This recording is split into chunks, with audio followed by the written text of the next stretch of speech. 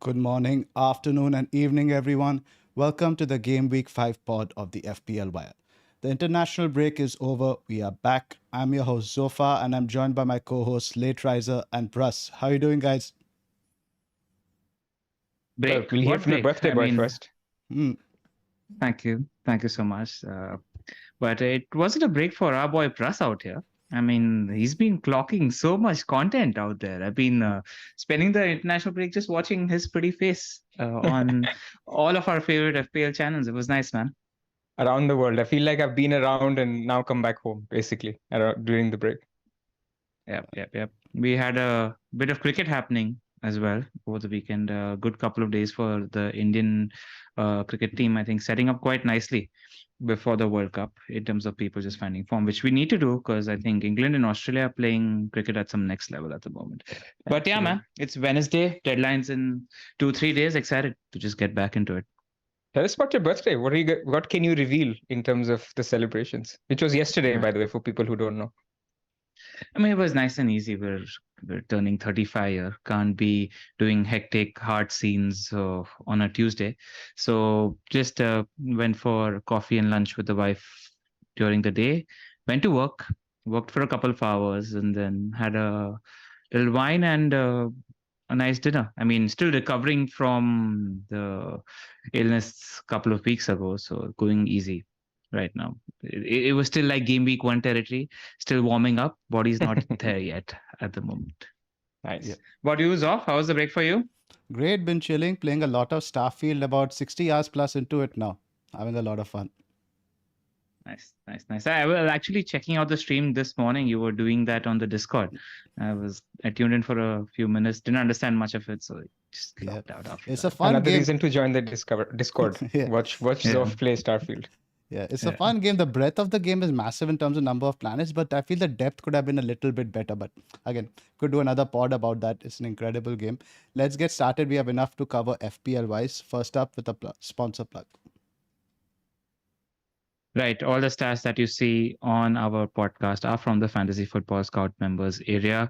We've said it multiple times. Everything. In fact, you'll see some nice custom tables from members area articles today in the podcast. And that's the kind of research that they do provide us with, in addition to all the stats that you see on the pod, the stats that Zoph uses on his quick Monday recaps as well. So yeah, there's the link in the description below. Be nice if you clicked on that and joined. Let's get started, guys. The football seems so far away. I'm glad we did a sort of a reaction pod. I watched it today, this morning. So let me ask you first, LR, have your thoughts changed from last week at all? They've evolved, but I don't think they've changed in terms of, I think, where I was maybe transfer wise last week. I'm there, but I've been thinking about the captaincy a little, and that's been playing on my mind. I wonder if it's one of those weeks to roll the dice, and as things stands, I don't think I'm going to confidently captain Erling Haaland this week. What about you, Pras? Did you catch our early pod, and where are you on the whole Sun thing?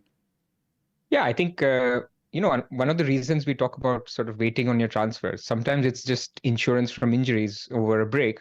But the second is just you calm your thoughts. You're thinking less about what happened last week. You're thinking more about what you want in the future. And certainly I can say on Sunday night, I was absolutely going for Son. There was no reason after looking at that game to not go for him. And then you take 10 days, then you think about your team, you think about who are you losing for him. You get a better understanding of what you want to do in 4 or 5 weeks. And then I'm a little bit more calmer now. I'm not saying I won't get him, but I think I can see a scenario where I don't get Son, and I'm sort of happy with the midfield that I have. Yep. The comments on that pod were interesting. A lot of people like, you guys are so reactionary. You guys are knee-jerking for everyone who halts. But that was the whole point of it, right? It was a pod right after 2 days later because we know it's not the final pod. But let's talk a little bit. Should we talk about Manchester United first, or should we talk about the Sun and Spurs assets first? But how do you guys want to do it? Whatever you fancy. Neither of the Manchester United fans want to pipe up yet. So let's get them warmed up first. Let's talk a little bit about Sonny.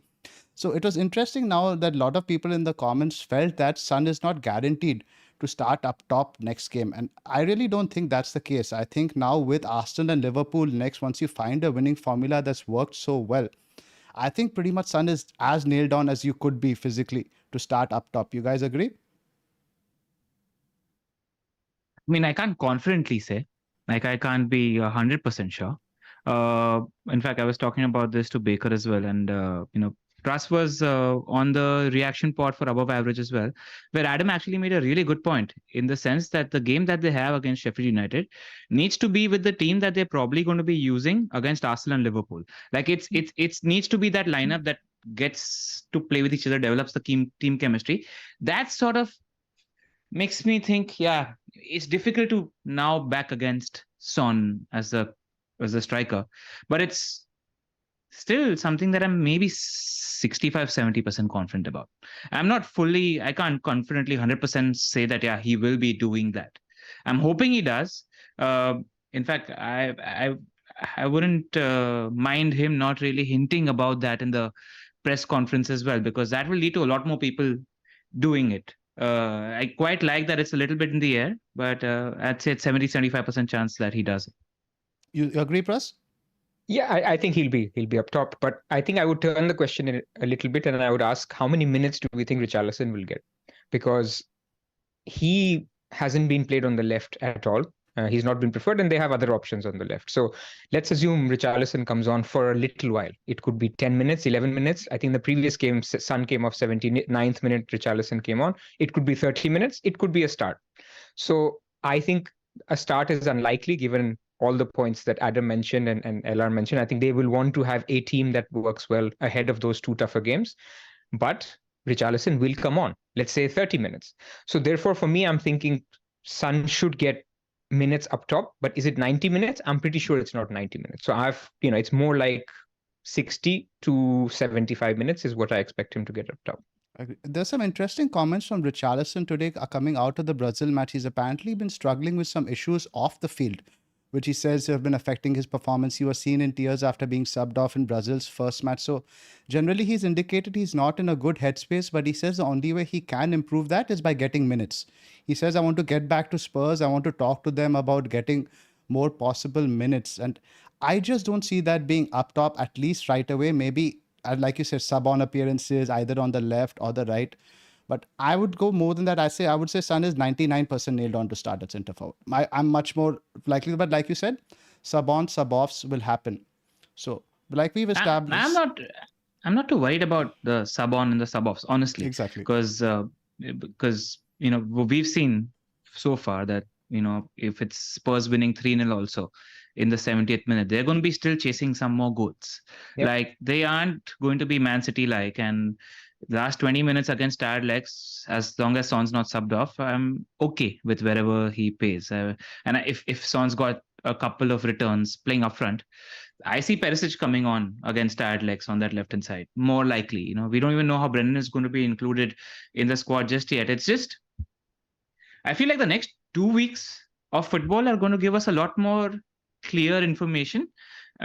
Given what I've been thinking, given what I've heard on the pods this international break, there's just a lot of guessing going on at the moment. We just don't have clear indication in terms of what's going to happen. So we need to be at the ready. But the thing that sticks with me always is he's streaky. Like when Son's on it, he's on it. And when he's not on it, he's not on it. I've seen this happen many times and I'm like, you know what, it's a one-off. And I've always regretted not going in for Son at the first available opportunity, because he's that kind of player. And so that's where I am in terms of going for him. So let's talk about why not to go for Son. And Pras, you and me, we are both fixtures guys, right? I think they're really, like you mentioned on FML, FPL, the two kinds of FPL players. Those guys are more like, I see this guy, he's playing really well, I don't care what the fixtures are, I'll go for him. And the other guys are like you and me, who look at the fixtures. We play purely, there are 3-4 blocks of fixtures. We'd rather have a guy for this period. So Son is sort of dividing opinion there, right? Because the next two fixtures obviously are off-putting. If you look at it at a larger fixture block over next 3 game weeks, we would expect the likes of a Saka, Bruno or a Rashford to do better purely on fixtures. But there's also the form aspect of it, with a lot of things off the field that are happening with Manchester United, which are negative, while at Spurs, they're going through a sort of a rosy period now with a new manager. So where are you on this? No right answer, obviously. I mean, there's so many good options that when the question is, who are you selling for, who are you buying?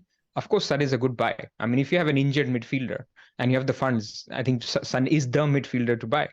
But I mean, for example, if I put this question, CKS says in Discord, Sterling, Maddison, Saka, Bruno, or Foden, that's my midfield. Who do I sell for Son? I mean, in my case, I have Rashford instead of Foden. I am happy to take a hit this week and then be wrong. Then I actually jump onto Son and it doesn't work out as well as I would have thought, or Saka does really well, and then sort of regret that move. And then the next two fixtures, I'm sitting on something that I don't really want. I'm pretty sure Son will be either the highest scorer in all these midfielders that we're talking about this week. But we have to take 3 weeks, and this is how I will play. And I will always take a 3-week block, and I will say, I'm happy to chance it. If I'm wrong, I'm even happy to wildcard in Gameweek 8 to get Son, to get Maddison, to get other players. And that's just how it is. And if he punishes me against Arsenal away and Liverpool at home as well, and Arsenal don't do anything against Bournemouth away, Everton away, and Man United do nothing against Crystal Palace at home and Brighton at home and Burnley away, then so be it. That's okay. Yeah. Also, I just think there's a little bit of big picture. Where are we spending our transfers conversation here? Like whichever way you're looking at the midfield in FPL, it's difficult to not have a good midfield. You're always going to be fairly content with whoever 5 you have, whatever bed you made. They have decent fixtures in the midterm. Haaland is again a stick, not moving anywhere. People have Jackson or Alvarez or Watkins. Again, they're all decent strikers. You're okay with that. And in defense, that's the only position where we're maybe looking to spend a transfer on Trippier. The goalkeeper question might open up in a week's time because Turner looks a little dodgy at the moment. Johnston looks a little dodgy at the moment. We don't know. But we don't really have places to spend transfers. Like nobody's outside of the Newcastle defense that is maybe putting its hands up for the next 4 weeks. We still have our question marks about that. There's no standout defender. There's no standout pick in the game at the moment. So I am thinking, where am I going to spend my transfers? Am I going to gain too much losing an Estupinan, losing a Saliba, losing a Chilwell at the moment? I'm not quite sure because there isn't a 15-point defender sitting there waiting in case I don't make that. Trippier is the only other guy who's got that other high-value pick at the moment. So that's the other macro thing is like, maybe I need to play this game because I'm very happy being patient with the Jackson at the moment. And nobody's really putting their hand up. And one thing that's playing in my mind is, if, let's say, Pras, you're on the fence in terms of whether to get Son or not, it also comes down to how you feel about captaincy this week. I feel like if you're fairly confident about captaining Son, trying to gain on the field where Haaland has a slightly more difficult away game, there will be opportunities to do that. Then it's even more worthwhile to make that move this week because you're sort of doubling down on that. So it depends on where and how you feel about that as well. Correct. Agreed. And plus, you made an excellent point I enjoyed on FML FPL regarding the opportunity costs of transfers. You mentioned any midfield transfers you make, you're more likely to have a blowback from that because the guy you sell could likely do well, but where in defense, they're all shit pretty much. Right now, the more likelihood of you gaining points from your transfers is higher in defense. But I think this year, the macro point that Alon also made that the 3 promoted teams are pretty shitty. In terms of actual upside chasing, you can possibly use your transfers in midfield to hop on, hop off. So where do you do? So in terms of, I think that's a good macro point where we clearly should have a bit of a discussion. Where are you on that? I mean, do you have that slide with the fixtures for these 5 midfield Yes, I think so. I do. So just for those 5 midfielders. I'll just load it up. Okay. So I mean, what we're saying is the opportunity cost. So we are comparing. So to address first Ella's point, don't spend your transfers on defenders or attackers. And I think spend it on midfielders. But this is now what you see in front of you is the fixtures for Man United, Chelsea, Spurs, Man City, and Arsenal for the next 5 game weeks. And it's why 5? Because game week 10 is a perceived good window. So this is where the hesitation comes. Man United is easily number 1 going into the next 5. You can say Brighton is the hardest out of them. I actually think Brighton is a decent game. Yes, of course, there's off the field problems or whatever, but there's a lot of positives with Man United, and we'll come to the Man United discussion separately. Chelsea, I think, is the one that worries me the most here because personally, I'm tripled up. And I just feel this is the last week of me testing them out. And if they lose against Bournemouth against 1-0, that's a fixture that I want to that's a team I want to get out from. Spurs, again, you look at what we're talking about. I think game week 8, everybody will captain Son. I think Son's ownership, EO could be over 100%, maybe even closer to 120, 130, because, basically Man City is playing Arsenal away. So there is no clear captaincy option then. So it's simply a question of when do you get Son? And people like me are thinking maybe look at Arsenal. Next three are good. Spurs you can say is good, but at least Everton away and Bournemouth away is good. You can do Saka to Son in game week 8, basically the week that you really need Son to captain. Saka plays Man City, get rid of him, get him then. But I completely get LR's side of things, and that's how he plays different from how we play. I'm happy to get these other two guys, have Saka for Everton and Bournemouth and not have Son for these three fixtures. It could backfire massively, but that's just what is in my mind. I'm with you though, by the way. Like, given your midfield, I'd be struggling more to sell because I've contemplated selling Rashford, doesn't sit right with me. I've contemplated selling Saka, doesn't sit right with me. I'm sort of convincing myself with the Foden play, and it's still not sitting right with me. But I'm like, on paper, it's easier to make that move than selling the United guys or Saka, in my opinion. That's just where I am. So yeah. I mean, let me ask you and Foden. Sorry, Zoph. You and Foden, right? I mean, a lot of people, CKS also asked about Foden, and there's a few others in Discord.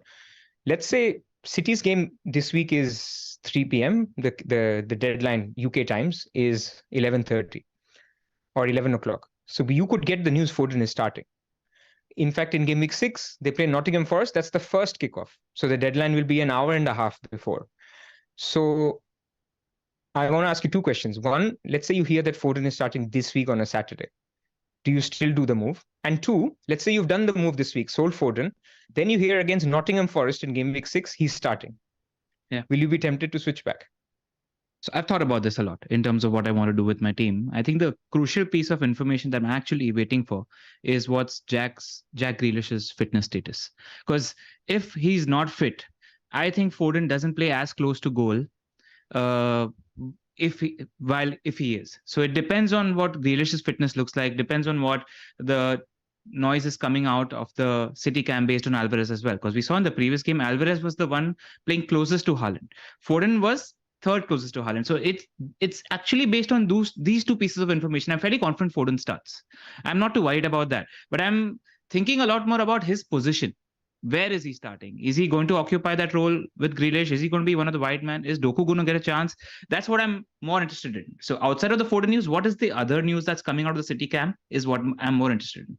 And even then, I think I made up my mind that I don't want to sell a Rashford. I don't want to sell a Saka. It's just where I am. And I'm very open to selling a Spurs. I already have Maddison. I'm very open to selling a Spurs midfielder next week as well. Because the opportunity cost for me is going to be sell a Spurs midfielder or buy a Newcastle defender, unless the goalkeeper problem really comes up and I need to solve that first. But these are the three probable options that I'm looking at. And like I mentioned at the top of the pod, it comes down to whether I am captaining Son this week. If I'm captaining Son this week, I'm likely to make that doubling down. Got it.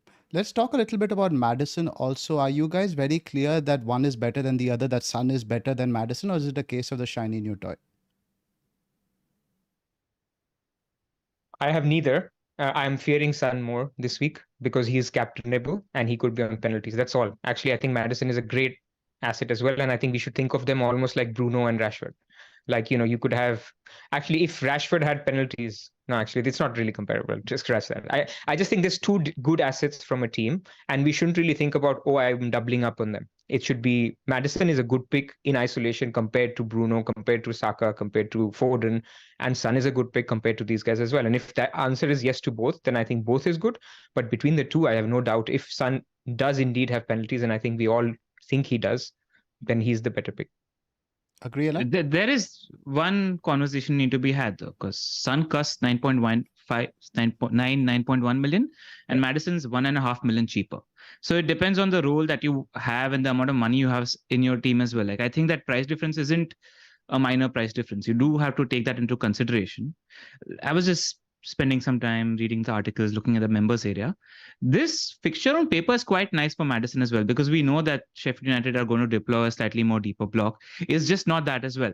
They, so far in the short sample size of 4 game weeks, also concede a ton of chances from set plays and headers as well. So they're shown to display slightly more weakness there as well. So I'm very happy as a Maddison owner as well. And if somebody doesn't want to go Son and again gamble against, actually, no, I wouldn't gamble against Haaland with a Maddison. I just feel much more comfortable doing it with a Son. Yeah. But in isolation, if buying one this week, given you want to hold that Spurs midfielder until game week 9, the player to go for is Son. Because even if you're trying to beautiful mind the games against tough defenses, I am not saying they are good fixtures, game week 6 or 7. Spurs' likeliest or best chance of getting goals is going to be likely on the counter, is what you think. They suit Son more than they suit Maddison. So if going for one in isolation, I'd go for Son, but there's no way I would sell a Maddison this week. Correct. If somebody already owns Maddison, do you think, Pras, it should influence the decision whether to double up? Because for me, it does. I'll be very honest. I know we try to don't put eggs in the same baskets, but today I am looking at it. If I want to lock up with Arsenal away with both Son and Maddison in my team, it does affect it, right? Yeah. So, but I guess that's a question that you're asking of future planning, where you're saying I will need a transfer out, or I would need to do something about, maybe you want to do Maddison to Mbumo or somebody else. If Foden is starting against Nottingham Forest, the same discussion, you will look to offload one. So do you really want to have 2 problem positions next week? Maybe, I guess we shouldn't call it a problem position, but a transfer that you could look to make to get upside. So yes, I think it could be in your consideration. But for me, I'm thinking if I was you, I would think of it more like I have 3 Chelsea.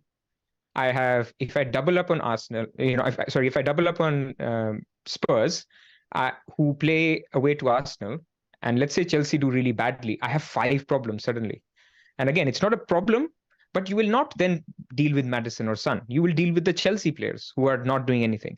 So you could plan to keep only one, but plans rarely work out, which is why I think, given the fact that Chelsea could be a problem, Man United could be a problem, it makes sense to be a little bit more cautious with using a transfer.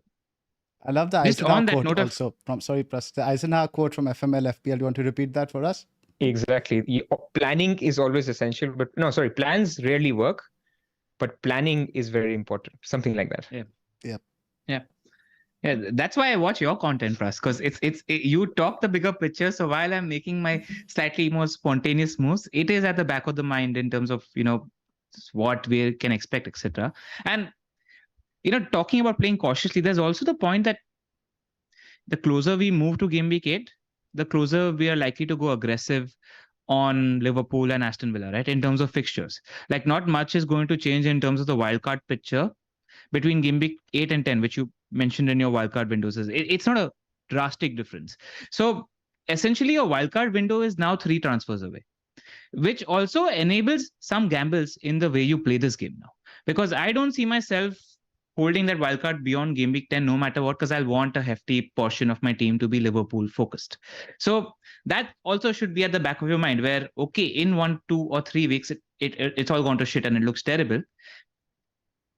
You should actually use the wildcard as an opportunity to play slightly more aggressively, given if you made up your mind of playing it between 8 and 10. That's where I am also. Yeah, great. I mean, one question to you, Zoph. Would you captain Son if you went for him? No, buddy. No chance. Haaland, I remember game week 1 last season, I remember Ellard had Kane and I had Haaland that week. So I'm never going against Haaland. Probably against game week 7, I might with Morris. Game week 8, I might, but not 5 and 6.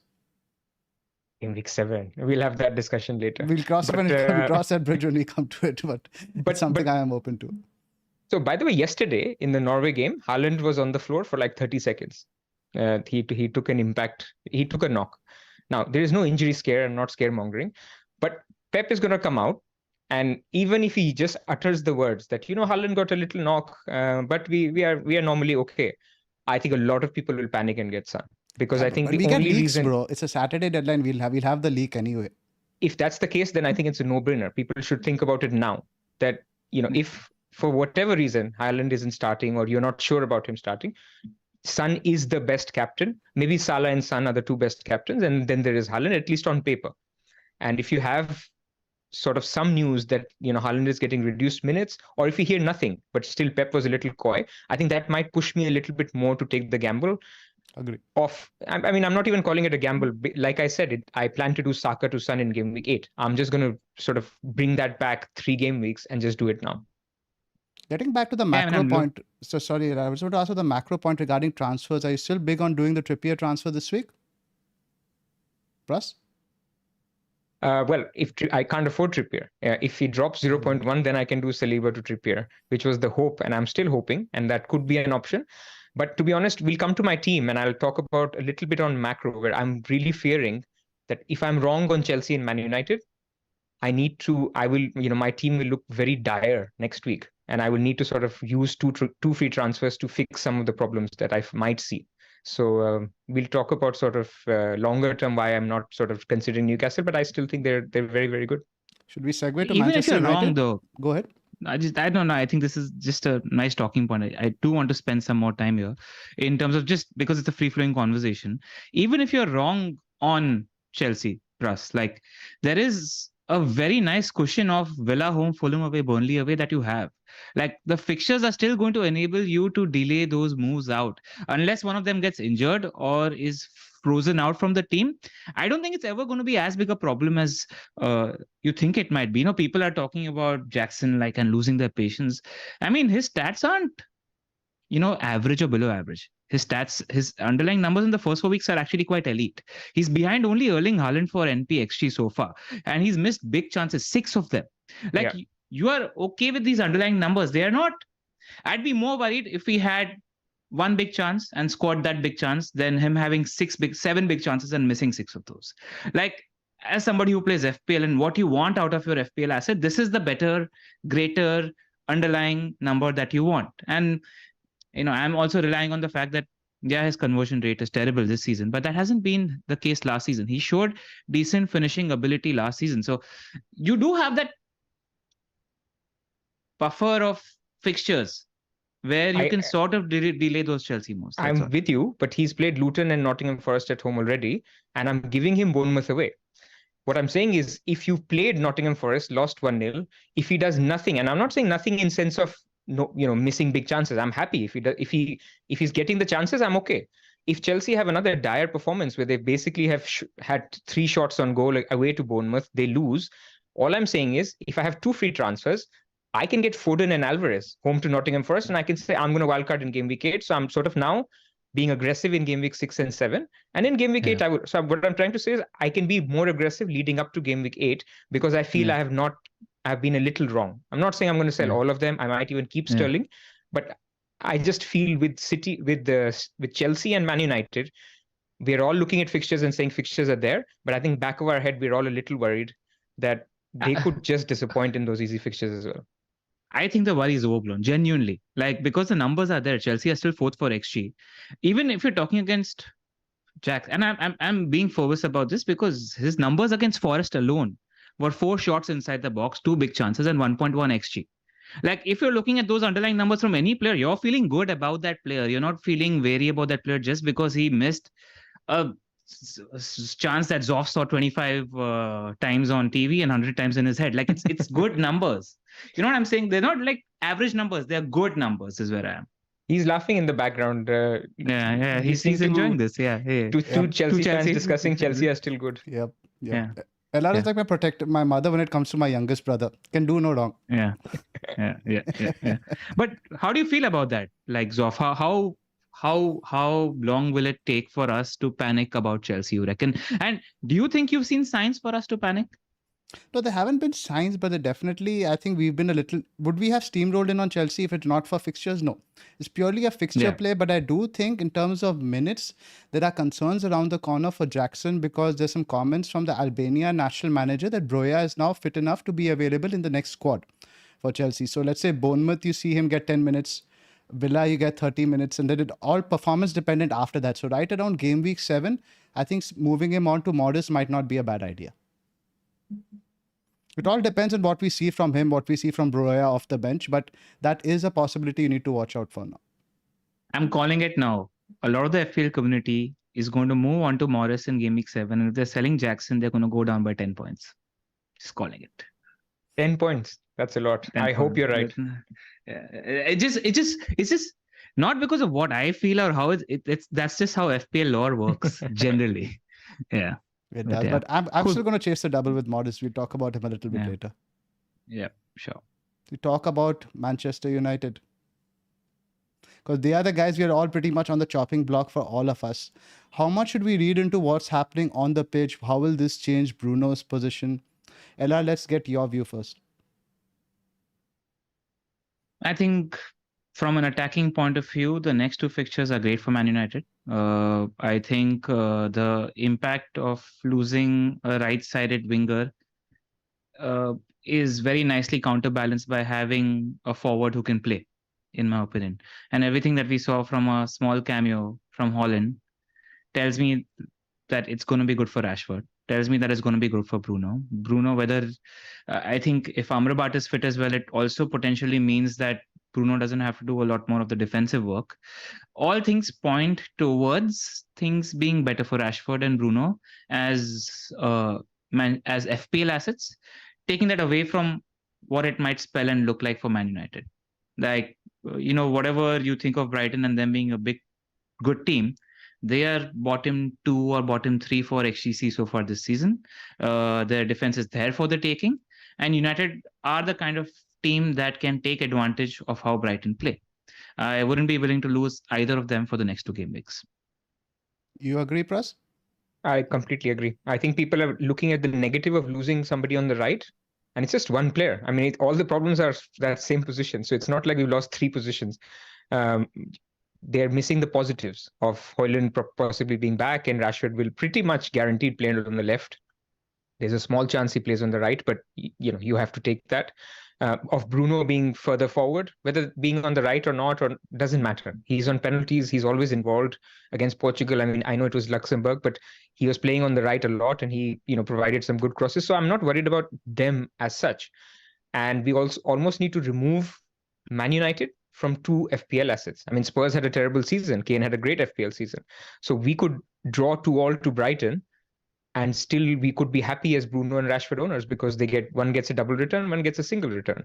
So I'm actually less keen to sell them, and pretty okay with holding them for the next 3 weeks.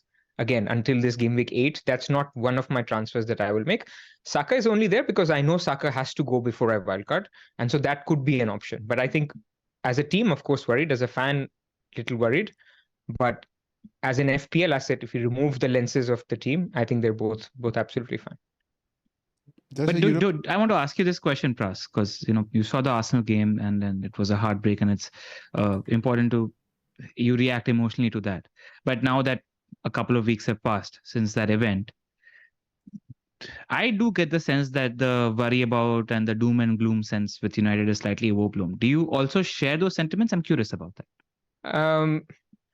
See, off the field stuff is adding up. That's my problem. So I don't share, I think Man United had a very, very good game against Arsenal. It was better than last season's away game against Arsenal. All the things that we're trying to do, the builder plays better with Onana, we're pressing higher, all the things, I mean, we're on a right trajectory. But when you see other teams, when you see Spurs doing so well, when you see Liverpool are improving even more, obviously Arsenal and City are not going away. So there's a little bit, I get there's pressure. There's pressure on Ten Hag, there's pressure on the team. And when you have all these other off-field issues, then it just adds up. But I think on the field, you're right. I don't think there's a lot to worry about. Yeah, you mentioned the two teams, Spurs and Liverpool. We've generated more XG than both those teams this season. The thing is the column after that, which is the delta -3. We've missed those chances. It's really as simple as that. So But that's a story from last year also, right? Yeah. That is the story from last year. He's finishing is a problem, but underlying numbers are good, and you hope that changes with a striker up there. Because I genuinely think we were handcuffed with Martial or playing Rashford. I think the change, because Martial's legs are done. They are genuinely done. He offered nothing in that Arsenal game, and he is just not the same player since injury, since 2 years. And I think we're a much worse team when we have to play our best attacker out of position as striker as well. So I think once you put those two things correctly, address it, get some legs up front, I think it's actually a very positive thing for United, which not many people might realize, in my opinion. Especially, I'm worried about our defense, but I'm not worried about how many chances and how much XG we will generate as a team. But it does affect the overall cohesiveness, right? When you have problems in defense, you have, again, Bruno's likely going to be expecting either on the wing. And I don't think Amrabat is ready to start this weekend, from what I've read. So I take your positive on Højlund. And like you mentioned, now let's say we put Bruno on the right wing. He's going to have to do a bit more defensive work also, right? Because that's what Anthony did. Let's say against Brighton, he's going to, that's on Mitoma's side. Wan-Bissaka is going to be there, but Bruno, if he's on the right wing, he will have to do more defensive work. So does that affect your thinking regarding him?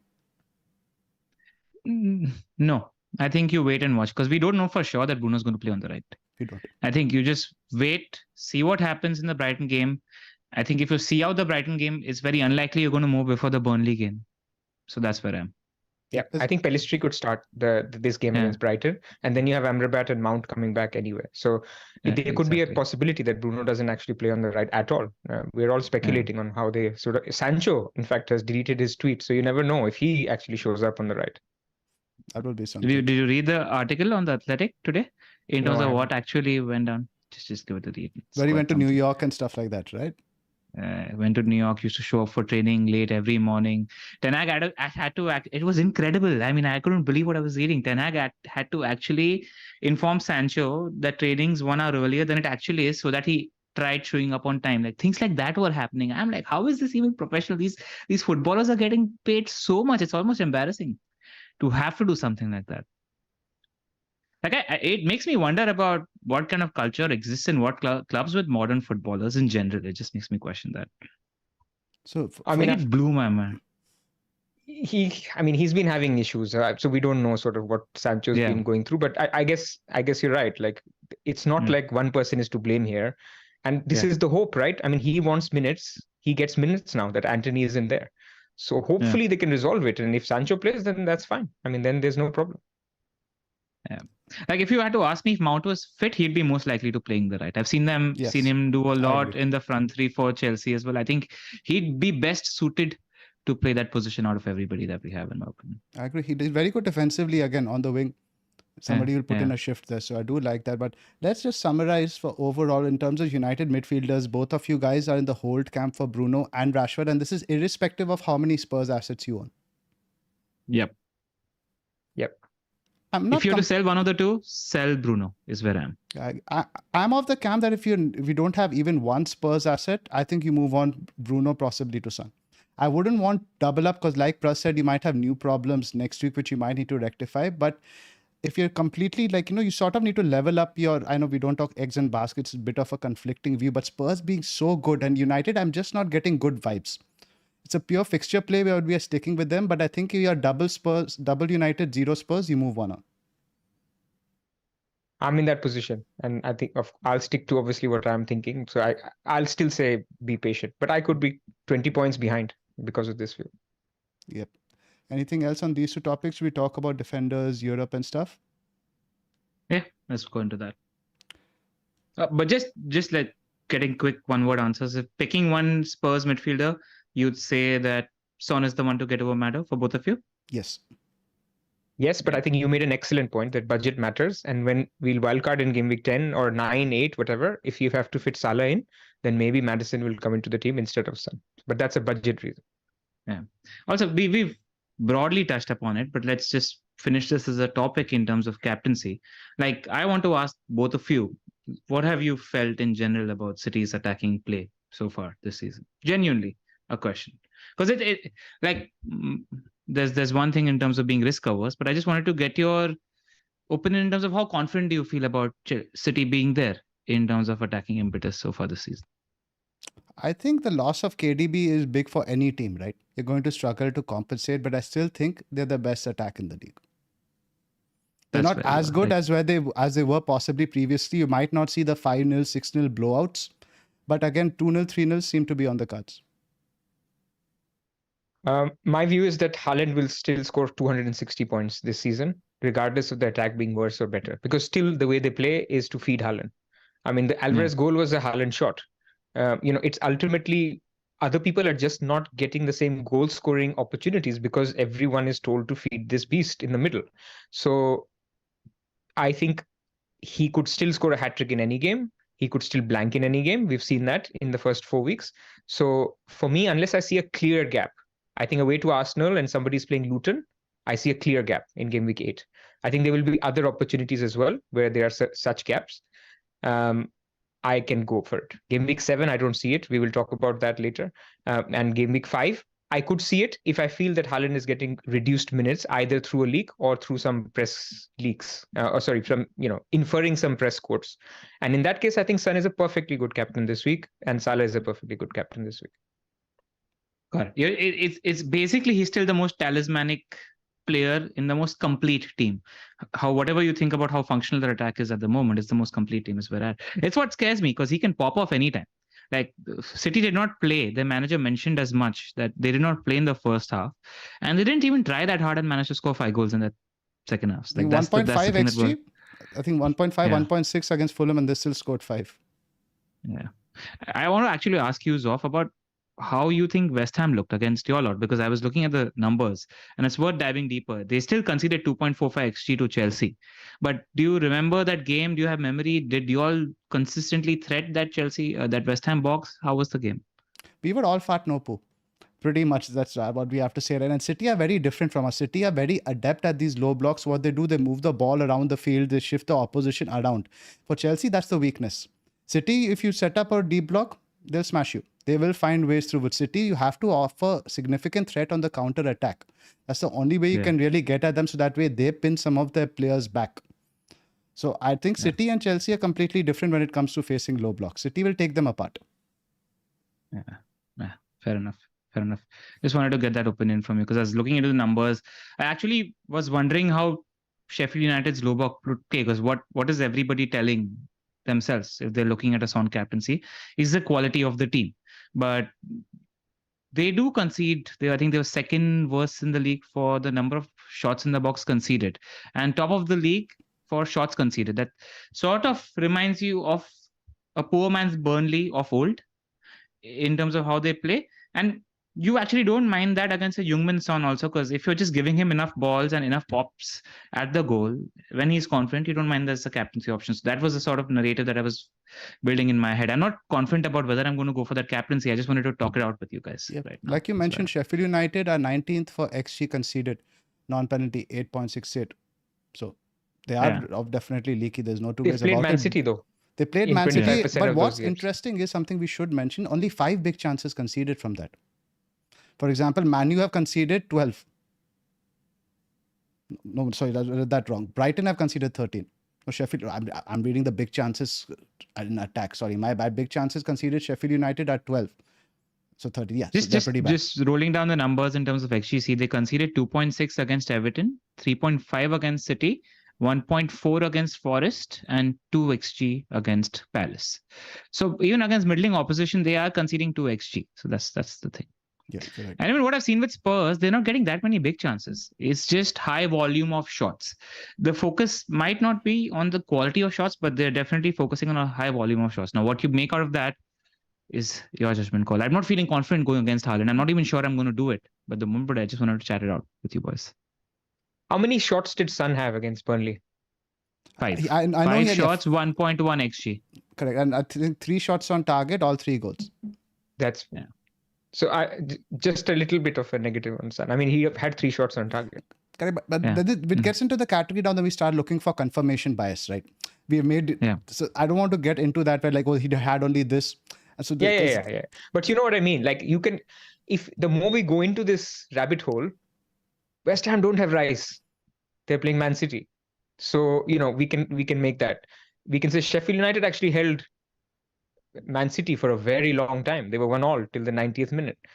Or you can say they concede a lot of shots. Spurs are very happy to take a lot of shots. Son doesn't need a lot of shots to score goals. Yeah. He's just a good pick, and Haaland is a good pick, and he's probably, for me, a slightly better pick. But is he worth bringing in a captaining? I'm not sure. Yeah. What also happens is like, what tends to happen is when we're tending to go deeper into this conversation, we invariably end up spurting out a lot of information, which just then gives the listeners what they want to imbibe in terms of making their decision. That's all.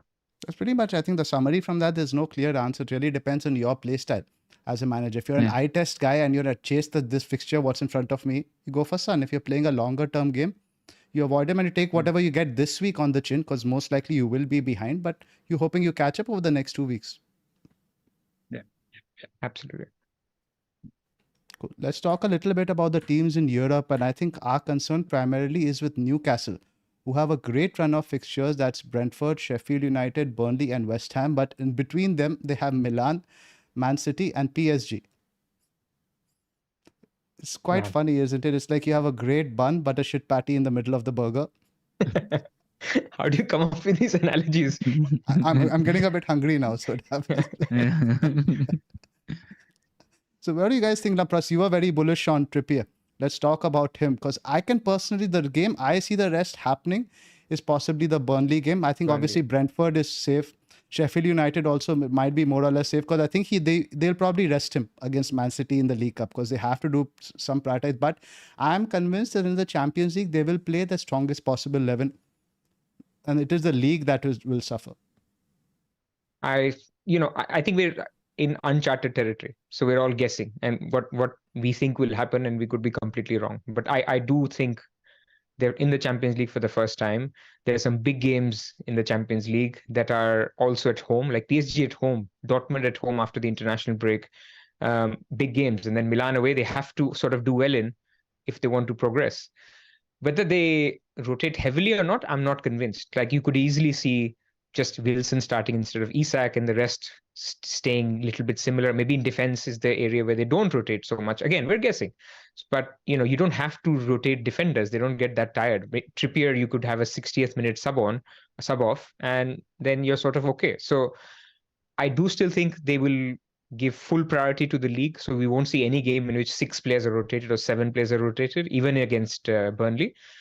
And I do still think that it's a team worth targeting for your defenders, because a lot of people are on an Arsenal defender that don't have great games from game week 8 onwards.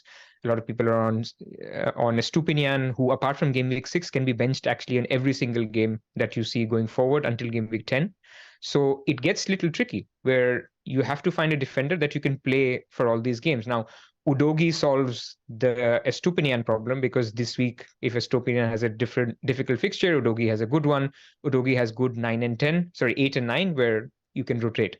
So that's one option. Newcastle defense is another option, where you can just get one guy and then not worry about Saliba or worry about Estupinian for one of them, or even as there's somebody like who can rotate for one of them. So I think it's a good option. But obviously Trippier needs money. And now that Son has put his hand up, people like me are wondering, if I go for Trippier now, can I get to a Son in game week 8? It becomes a lot harder. That's where the Trippier discussion becomes like, we're now creating a narrative of, could he miss the real money game against Burnley or against Sheffield United? It's possible, but maybe not. Why I mentioned specifically the Burnley game is called midweek. He's going to be defending Mbappe's side. That's what really came to my mind. That is possibly the most difficult game at home. So that's why I really identify that Burnley fixture, because ultimately, if you look at the 4 of them, Burnley is the easiest one, because Sheffield United away is still difficult away to a promoted side, right? I don't know. I think Sheffield would be more difficult than Burnley, though. No, that's what I said. Sheffield United will be, because they're on their own No, patch. I meant Burnley would be more difficult than Sheffield United. It's just different what we've seen. But like, we all came into the season thinking that Burnley are the more difficult, likeliest of all 3 promoted teams to. They're still finding their feet in terms of, they had the problem that Forest had in terms of a bloated squad and him not finding his first team. But they had the most quality out of all the 3 They've lost a lot teams. of loan players. I went into a bit of a stats dive over the break. A lot of the players who did well were on loan. Like Tella was a top scorer. Maatsen got for them 6 assists. That's where really the squad, I think, for example, the guy who scored for them 2 goals, Foster, he only started 4 games in the championship. So that's why I'm just looking at the time. I was on Google looking at the fixture, and actually your input might help yours off.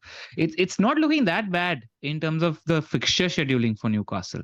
Like, their game is a Saturday game this time. Then they have a Tuesday night slightly early-ish kickoff against Milan away. But after that, their game is on Sunday against Sheffield United. So I think the gap between the Milan game and the Sheffield United game is pretty big. So you would think that there wouldn't be any rotation there. Then on a Wednesday night, they have that Carling Cup game against City.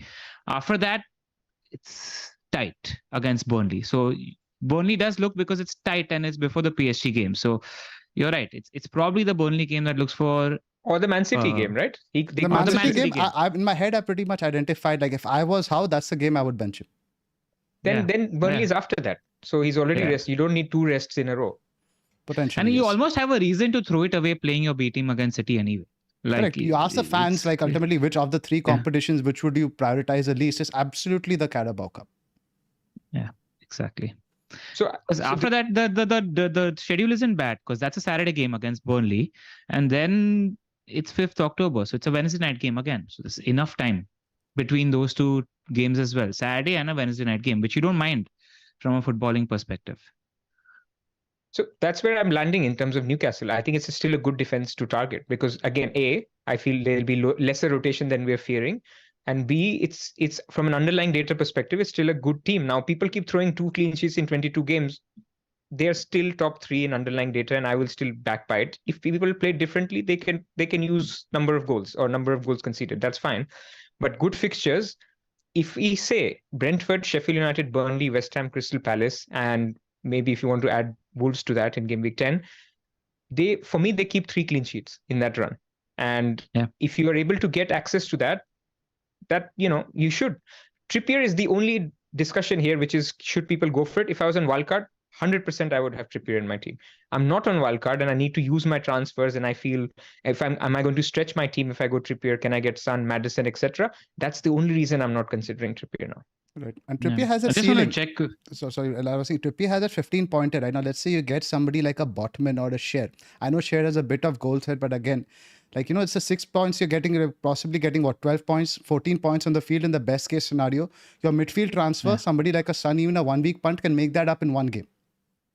Yeah, like what I want to really think about is, I think I'm glad that they have a middling fixture against Brentford next, because I want to see how they do against such a team, and I want to judge Newcastle because they've had fixtures on which you can't judge them really in the first 4 weeks. Like even Trippier's numbers, right? He's behind Estupiñán for chances created. I think he's got 11 chances created. But what surprised me was those 11 chances created leaded to only 0.6 XA. Like they are low quality percentage chances. So, but do I blame them? Because City is going to hog majority of the ball against a team like Newcastle. The game against Brentford is going to be slightly more indicative of the league fixtures ahead. So I'm very happy to judge, not feeling very worried, because I do think Brentford are a decent team. Not worried about that 15-pointer too much, and then take a call the week after that. And I think that game, as well as the midweek game in the Champions League, will give us some information in terms of what to expect of Newcastle going ahead. Absolutely. Agreed. Spot on. I mean, GV9 in Discord asked a question, Wilson or Isak. I think it's just playing with fire, right? I mean, if you sort of say Isak's going to play the tougher Champions League games, Wilson is going to play the league games, it could be a lottery, it could work out, but it's just not worth either, right? Yeah, no. Unless we see a clear trend, right now you're just shooting in the dark. We don't really know. Same with Barnes and Gordon as well. The entire front 3 becomes a bit of a minefield. Yeah. But I'm more inclined, because if I go for Son, I won't have money for a Trippier. To go for a Botman or a Schär is where I am, because you're sort of ensuring yourself, and there's no other defense that really is putting their hand up. Are you guys worried about rotation at centre back? I'm not personally too worried about that situation. Not at all. In fact, Botman is about to drop, so people who have him, drop him, sell him, so that we can buy him for 4.4. Any news on his fitness? I haven't heard from the news that we have. Probably we'll get an update by Friday. Yeah, nothing yet, right? I just want to check that. Yeah. Yep. Any other teams do you expect Europe to have an impact? I mean, out of the teams that we're potentially interested in, I mean, City we've spoken about. It's going to be same as usual. But I just think with the City assets, maybe they miss 1 and 4. Yep. The ones that you expect to play, you just take that one rest on the chin. That's about it. United play Champions League, but Ten Hag's known to run them into the ground. That said, we do have a couple of midfielders coming into fitness in terms of Kobe Manu is going to be fit. Ten Hag's going to be using him in the first team. Mount is going to be fit. So that does leave scope to rest some of the players. But the thing now is that most of them might be used on the right-hand side. So we don't know. But I wouldn't be worried about rotation when it comes to United, especially given we lost 2 out of the first 4 games, and top 4 is still always going to be a priority for us. So anyone else jump out to you, Pras? Yes. Brighton. I mean, he's shown De Zerbi that he can mass rotate.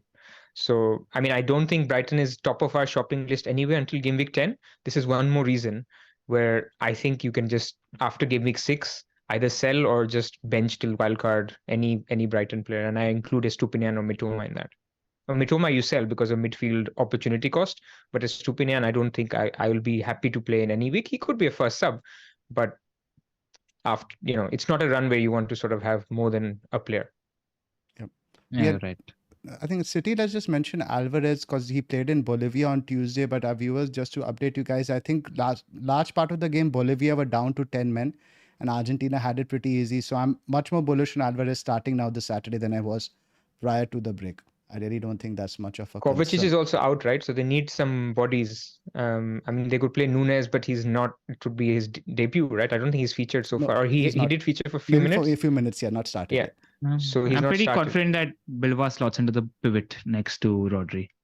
I'd agree because West Ham is not a fixture where he messes around. Maybe Forest, he takes a chance of Nunes, but he rates West Ham. Yeah. And also West Ham is a game in which you need a player like Alvarez against a deep block as well. Like you do need two strikers in that sort of a situation is also where I'm. Arsenal also could see some rotation. I think Trossard, there was a quote I read for him over the international break stating that he's not getting minutes, but Arteta has assured him once the Champions League comes around, he will start seeing more starts. So I think Martinelli possibly is a bit of a rotation spot. Saka, I'm not so concerned. Defense, I'm not so concerned. That's about it. Yeah. And Martinelli also. Would you sell Martinelli for Son? I don't feel confident about that. If you can do that move, I would do it. Yes. The ceiling isn't there. I'm not seeing it. With risks, of course. But I think it's an easier sell than the United guys. Like, again, I was reading those scout notes, and one interesting stat that popped up was that Gabriel Jesus is back. So he does his best work. He's not had any big chances so far this season, but he does his best work when Jesus is fit. And out of all the Arsenal attackers, last season, between game week 26 to 38, when Martinelli and Jesus were fit, Martinelli was the player that generated the most XG. So like that's something that sticks in my head where, the minutes and etc. play, but Everton is an easy fixture. Like I don't expect Everton to have a deep block. They've not been convincing from a defense point of view. I don't want to wait a week. That's just where I am with Martinelli. Like he does good work with Gabriel Jesus, and that's the thing. Like because Martinelli with Nketiah and Martinelli with Jesus are two different breeds of FPL players. I'm hoping it's the same with Saka too. And that's another reason why I think holding Saka is actually absolutely fine. I mean, Jesus will, of course, make the team better. This is what we remember from last season. The turnaround is short, though, with Tottenham. Because you see that's when it's in yellow over here. I think it's a Wednesday, Saturday turnaround. So, But they will play Tottenham, right? I mean, that's the North Martinelli London will play. I guess Martinelli might get benched in Europe in that case. Obviously, I don't think he's going to bench him against Spurs. So that's a fair point as well. And Arteta doesn't take the League Cup as seriously. So you can see Trossard starting. You could see Nketiah starting against Brentford, which is the Carabao Cup. Which is, one of the things is all of them have difficult round 3 Carabao Cup fixtures. So it could be anything. Like they could all take it seriously. Man City play Newcastle, Arsenal play Brentford, Man United play Crystal Palace, Liverpool's is easy. Brighton play Chelsea. So they're all, remains to be seen who takes it seriously and who sort of mass rotates, because we've seen that in round 3 in the past. Yeah, true. Also, just an interesting point from Dom Dewsbury in the chat. He said that the last time Arsenal beat Everton at Goodison Park was in October 2017. Yeah, and this is something actually, Buggan Boy, right, who we spoke to quite a few times. He's on Twitter as well. He was in my DMs after the reaction pod, and he was just like, if you believe in the concept of bogey teams, Everton is definitely ours, if that influences the decision. Just wanted to put that piece of information. This was the Tarkowski 1-0 last season when Dyche just came in, and we all believed that this is the new Jose Mourinho. And we all got Tarkowski. Did you read the quote from Pickford where he said he's in the best form of his life? Of course he is. Yeah. He must be looking at his Twitter reactions and going, oh, everyone's talking about me. This is great. Brilliant. Let's talk a little what else bit. Are we talking about? Let's talk a little bit about defense again, because we're going back to a Trippier discussion, and this is again an image from the Scout members article. The clean sheet count after game week 4 is 14. That's the lowest we have seen in the last 7 seasons. For the audio guys, like the seasons before this had 21 and 26. Huge drop off. Almost you could say like 50%, 60%. Do you guys see this continuing or short sample size anomaly? I think it's maybe not to this extent, short sample. I mean, it's difficult to have a view after 4 game weeks, but Bit I of think it's a both, trend. right? We're seeing it. It's a bit of We're both, seeing I it think. that teams are more attacking. We don't have these Sam Allardyces or Roy Hodgson also changes his approach. Even Dyche has changed his approach. Basically, the philosophy of sitting back, waiting, and then conceding 2 goals and losing the match is changing in mentality. Coaches are better. The way they think about football is better, even in the bottom half. So I think it's trickling down to teams having a go more, which means games are both higher XG. And I think XG Philosophy on Twitter, which is that big account that shows the XG after a game, they also showed that the XG created has also been higher than it's been before. And as a result, the clean sheets have been lower. I think you're right. 0.6, 0.7 XG higher on average per game. You're right. I remember seeing that. Yeah, I mean, we saw this trend emerge, maybe not as extreme as we see this season, last season as well, in terms of just having better teams. And we even spoke about that from when the big teams play the big teams, they're not necessarily bad fixtures because teams are giving it a go. I think what is going to influence this even more, and this plays into the Newcastle defense's fixtures, in my opinion. I think it's going to be quite clear in terms of identifying clean sheet fixtures on paper. Like, you wouldn't feel confident about a clean sheet if your team is playing a Villa or a Brighton anymore, but you'd feel confident about that there's a clear bottom 6-7 that's playing, and that's the kind of teams that Newcastle is playing right now, which just plays into their hand. Good. Again, like what you see here on the screen is an anomaly, but it won't be as extreme, is all I'm saying. The trend will continue, just not as extremely. But this is why going for a block is better instead of predicting a clean sheet. You go for 6 games for Newcastle and you expect 2 or 3 clean sheets. If you get 0, you're unlucky. If you get 4, you're lucky. Man City, for example, I mean, again from Discord, Mehul asked, should I transfer Diaz out for Udogie? The logic being no clean sheets. Udogie is at least getting some attacking returns. But again, look at Man City as a block that I want to hold them for next 4-5 games. Man City get clean sheets against Bayern Munich, man. I mean, whoever they play, even in big games in the Champions League. So I'm not worried. But there is no one game where I can say Sheffield United will definitely not score against Man City. That's where we are now. So I guess it'll be better for your health if you hold good defenses for longer to get it, or you take the approach, which I think most people are doing now, which is go for attacking cheap defenders, and there's lots of them now. Yeah, you hold your City defenders until 9 is where I am, and then reconsider. You made your bet, stick with it. Not like any other defenders putting their hand up. You see how Trips does for the next week or 2 and then jump on him. Yep. The macro point we spoke about the pod is still looming in my mind because I still, like you said, defense, the guarantee of points is higher, but I feel the ceiling is lower in midfield, vice versa. Yeah. We'll see how that evolves. But it can be negative, right, Zoph? I mean, if we're talking about that. In midfield, it can be negative. It can be both ways. Guaranteed, but the ceiling is higher. It can get. It can work in a much more profitable way. Should we talk about the wildcard? It's crazy how this just generally speaks into personality, also, right? Like just Zoph and I with Chelsea is a lot more pessimistic, and with United, I'm just a lot more, and Chelsea, I'm a lot more optimistic. It somehow filters into FPL conversation as well because he sees probably a threat, and I see an opportunity. And not worried about the negative points. So it comes down to your personality as well. Yeah, go on. Should we talk about a wildcard draft which Pras made? Let's dissect that a little bit. Yeah, the idea was a lot of people are on wildcard at the moment. And obviously we had the wildcard windows pod on Friday, which if you're even considering it or even if you've played it, check that out.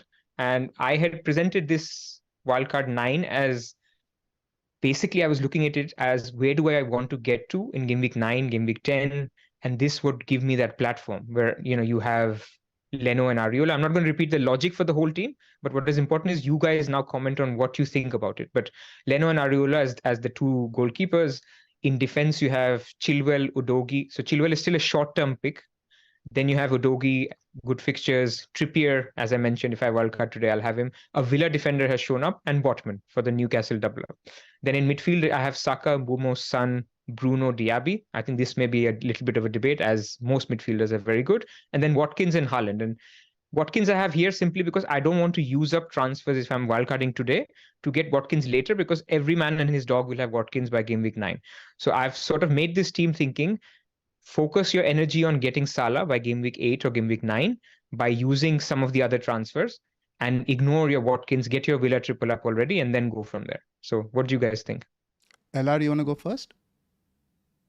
So a couple of things that I would consider doing in terms of whatever way you want to go in terms of a strategy is maybe that fifth defender would be a 4.0 defender in my wildcard draft, because I just want to be very wary, because the number one pick that everybody is going to want to jump on come game week 8-9 is going to be Mo Salah.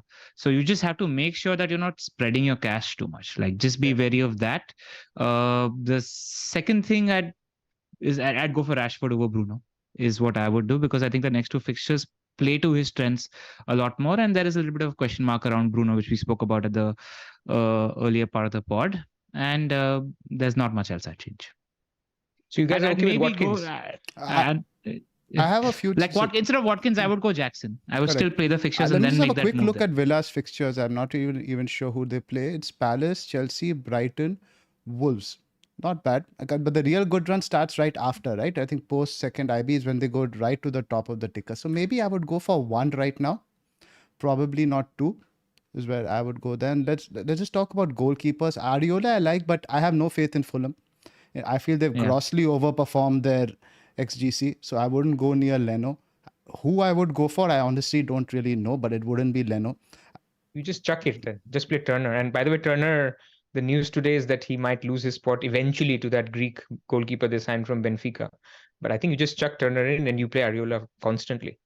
There are two keepers maybe that I'd go for as an alternate option. Like, you either go for a 4.0 or you go for a keeper with a double trying to buy an extra fixture. That's about it. Yeah. Kaminsky, right? Yeah. Or just something like that. But like, I'd be wary of that, because I'd want Liverpool players, and this is a long wildcard. If you're playing it in game week 5, you're going to hold on to it until game week 20 at least. So I'd save the money. Probably just save the money. Save the money. Yeah, is what I'd do as well. Yeah.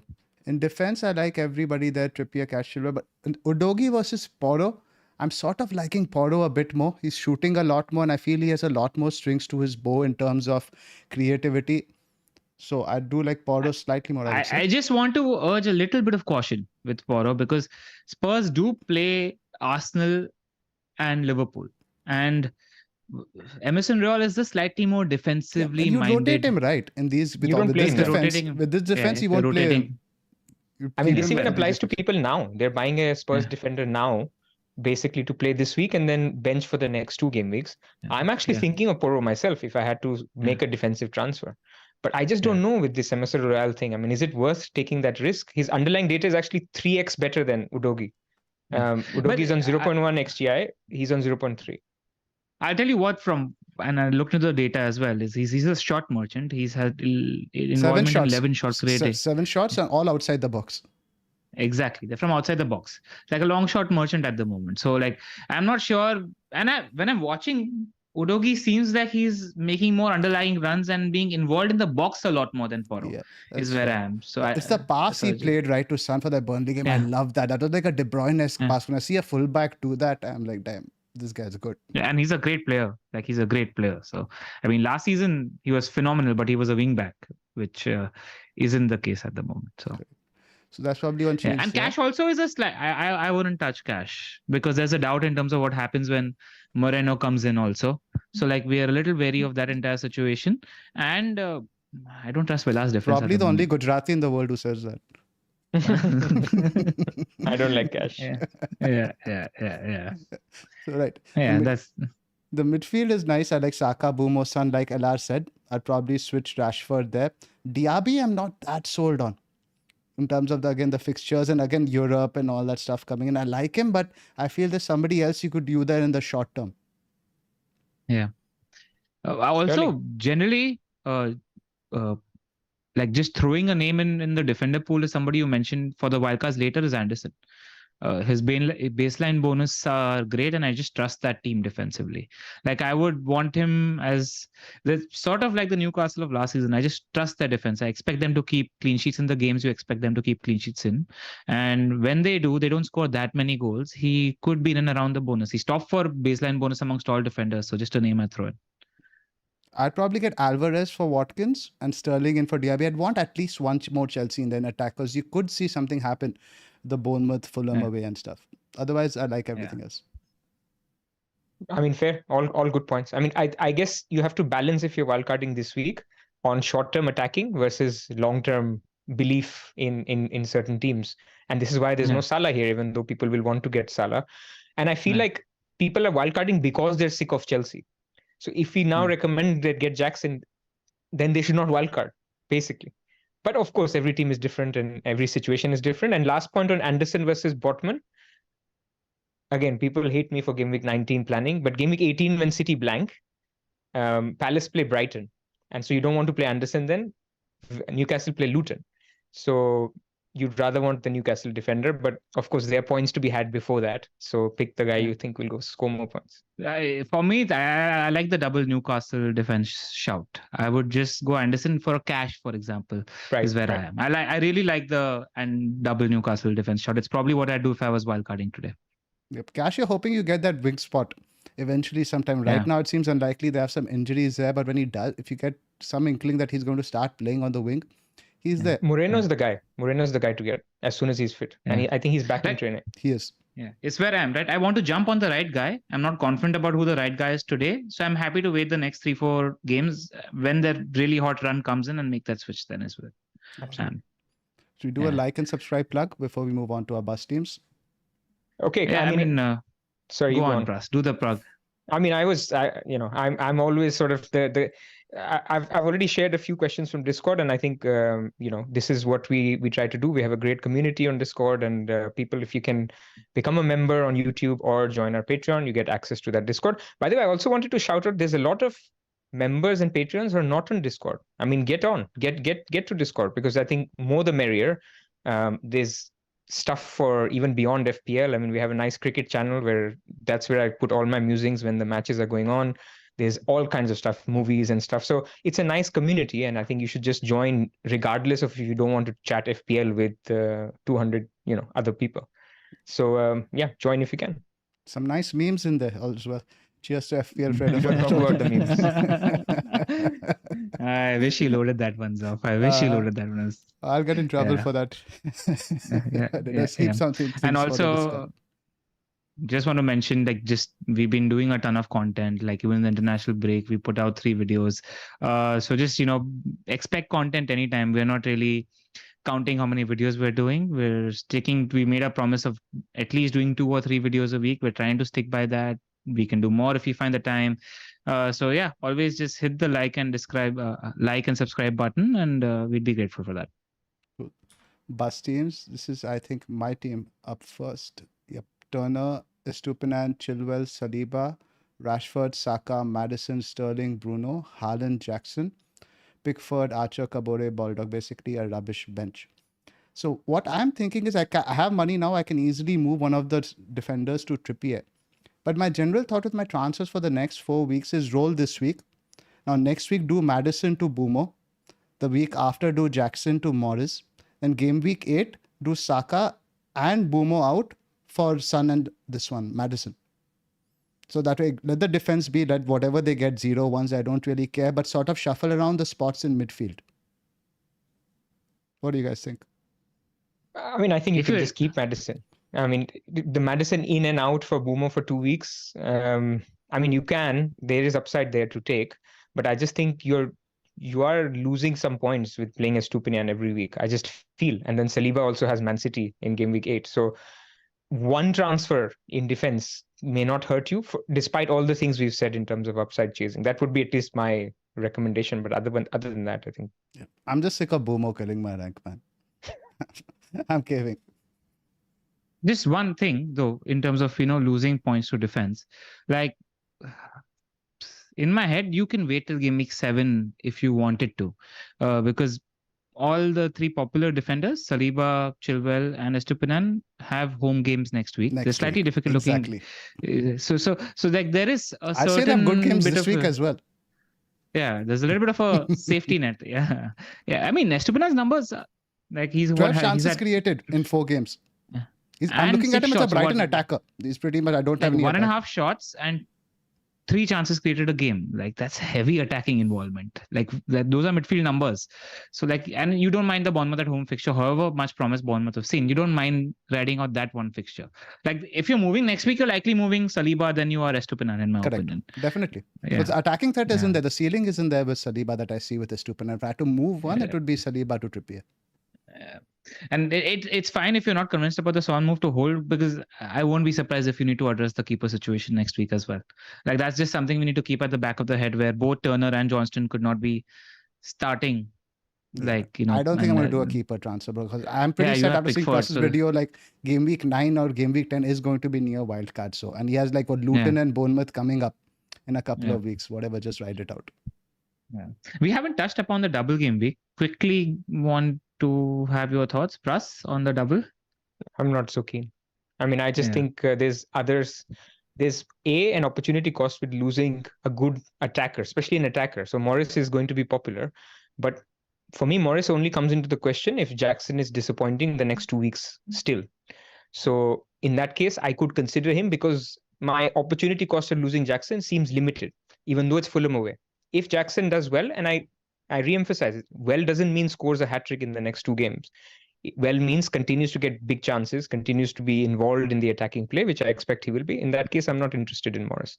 Even if I went there, I see zero chance that I'm going to captain him. I'm going to captain Haaland, unless, again, if there's a minutes problem or something else. Purely because from what I've seen in the first 3 game weeks, I'm not convinced on Luton. Now, again, this can change in the next 2 game weeks, where they show a lot more attacking prowess. At the moment, they look like a championship team, and I back them to lose both the games in the double game week, even if they're easier games. They're easy for Everton and Burnley. They're not easy for Luton.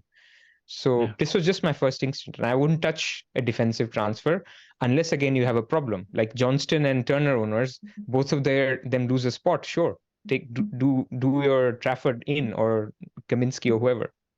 So it's more opportunistic than using a very precious transfer on either of them. That was my first instinct anyway.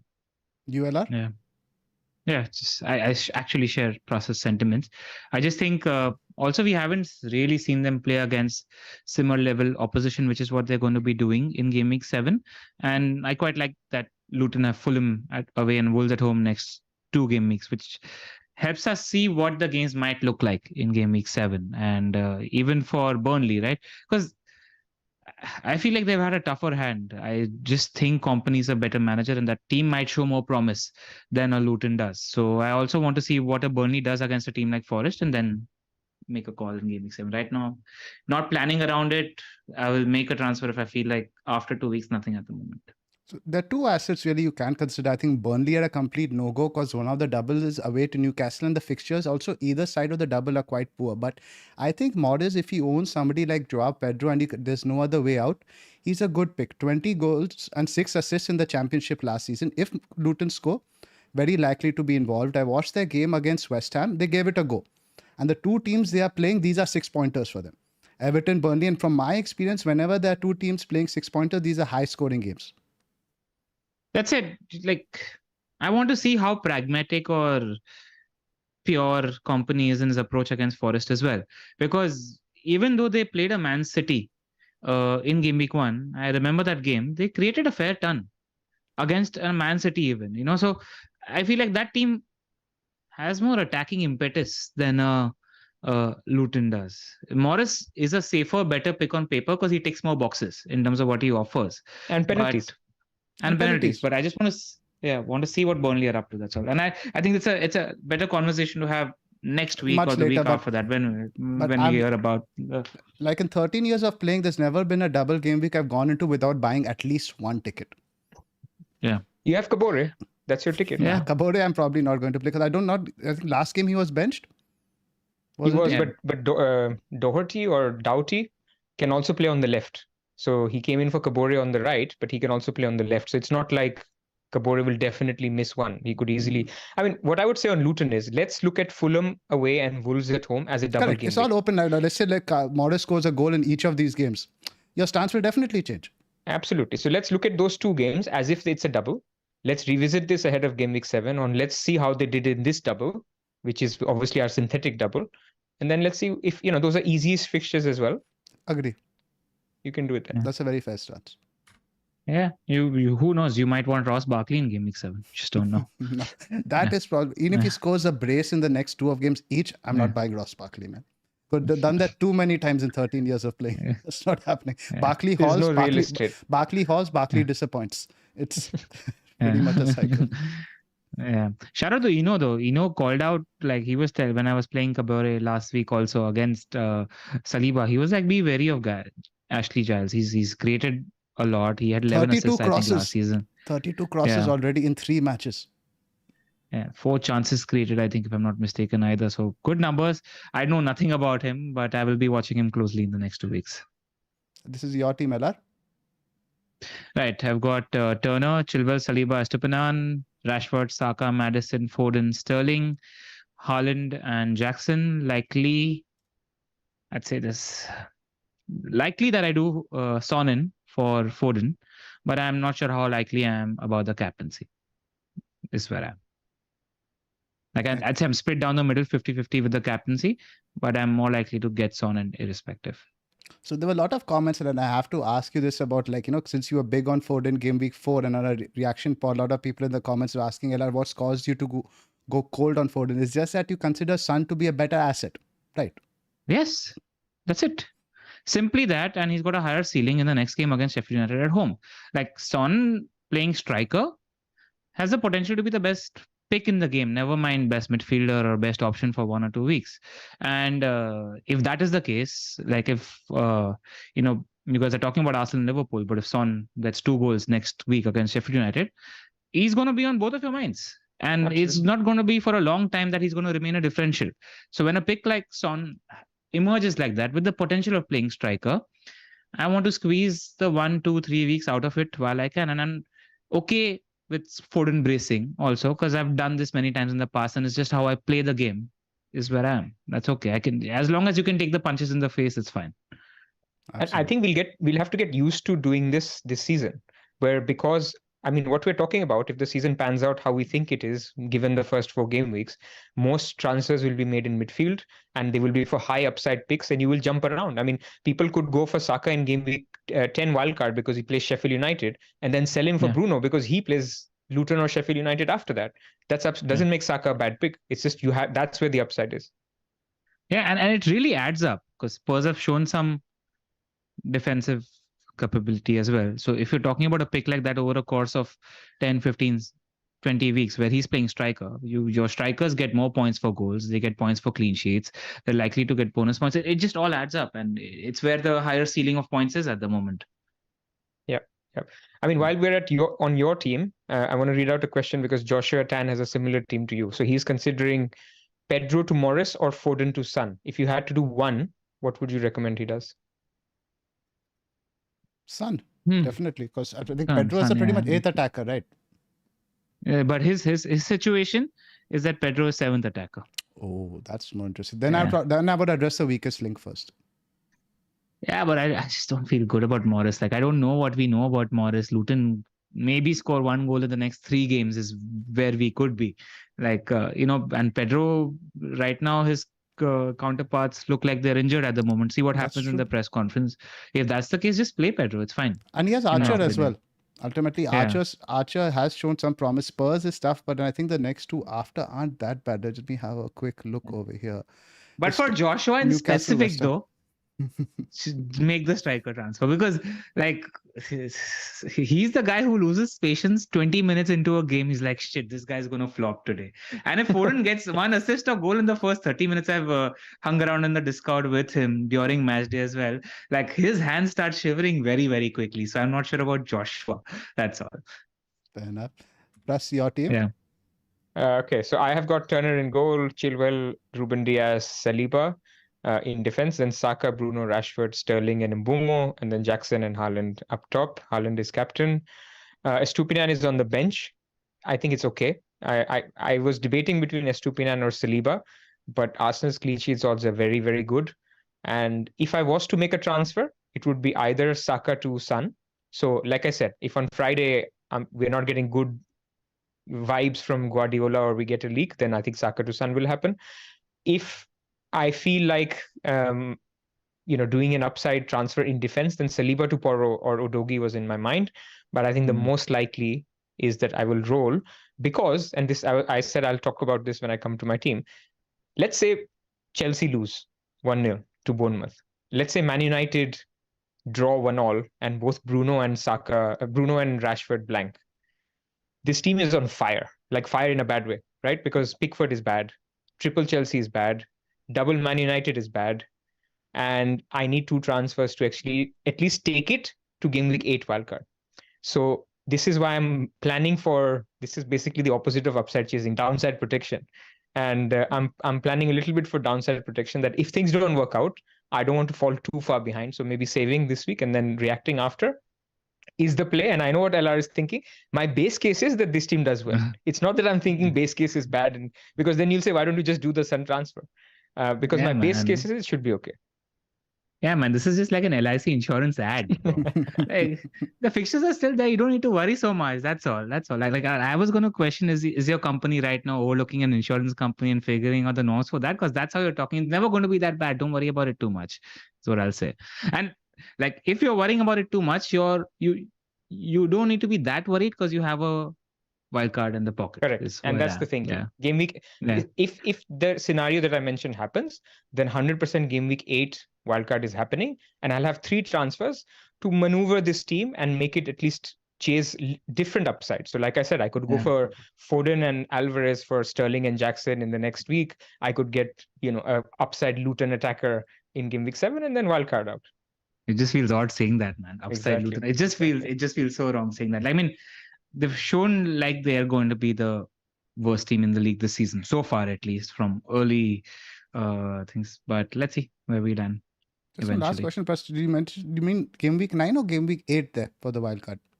Second I IB? could go as early as game week 8. So basically, game week 8 is a window where Spurs play Luton and Arsenal play Man City.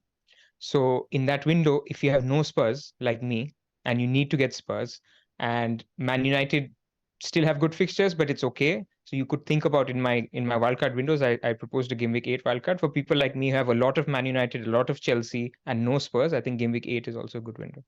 Yeah.